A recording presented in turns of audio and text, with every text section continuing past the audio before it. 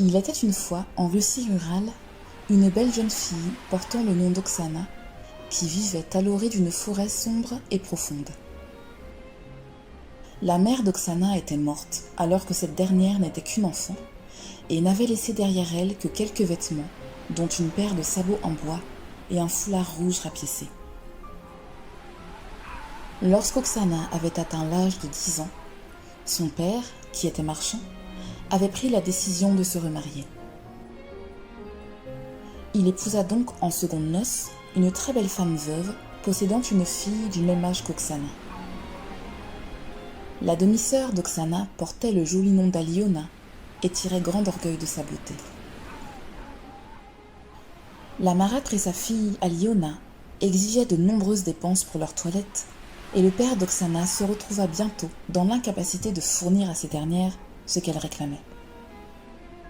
De plus, si les deux mauvaises femmes n'obtenaient pas les plus belles toilettes et les derniers bijoux et chaussures à la mode, elles refusaient de faire les tâches ménagères quotidiennes, à savoir cuisiner, tirer de l'eau au puits, couper le bois de chauffage, etc. Dans le souci d'apaiser les tourments de son père, la douce et bonne Oksana prenait en charge tous les travaux ménagers. Elle se levait aux aurores et se couchait tard dans la nuit. Au lieu d'en éprouver de la reconnaissance, la belle-mère et la fille devenaient plus méchantes encore, et leur jalousie à l'égard de la douce Oksana augmentait considérablement. Lorsque le chef de famille fut obligé de s'absenter de longues semaines durant pour aller vendre sa marchandise à la capitale, Aliona et sa mère poussèrent leur vilainie à son apogée.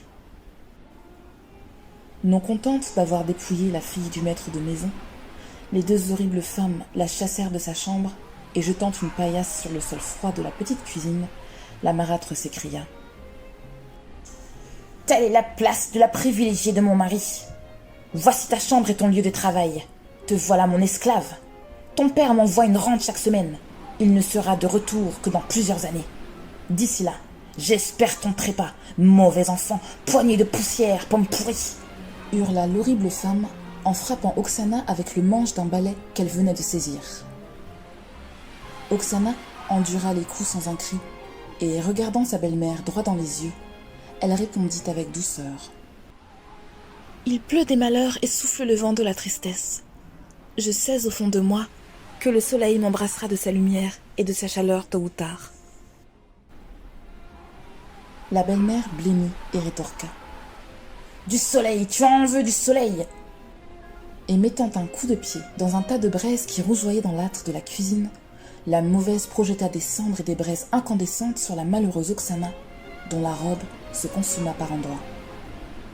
La pauvre jeune femme se précipita dehors et se roula dans la neige. Une autre fois, les deux monstrueuses femmes confisquèrent tous les beaux vêtements d'Oksana, obligeant la pauvre jeune fille à ne garder en sa possession qu'une chemise légère, une jupe de grosse toile, ainsi que la paire de sabots et le foulard rouge ayant appartenu à sa défunte mère. Oksana revêtait chaque jour les mêmes habits. Lorsqu'ils étaient sales, elle n'avait d'autre choix que de les laver avec un peu d'eau le soir et de les faire sécher à la chaleur du feu la nuit.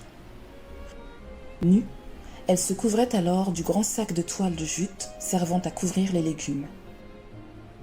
S'endormant sur sa paillasse inconfortable posée devant la cheminée, la jeune femme remettait sa chemise, sa jupe, ses sabots et son foulard rouge rapiécé au petit matin.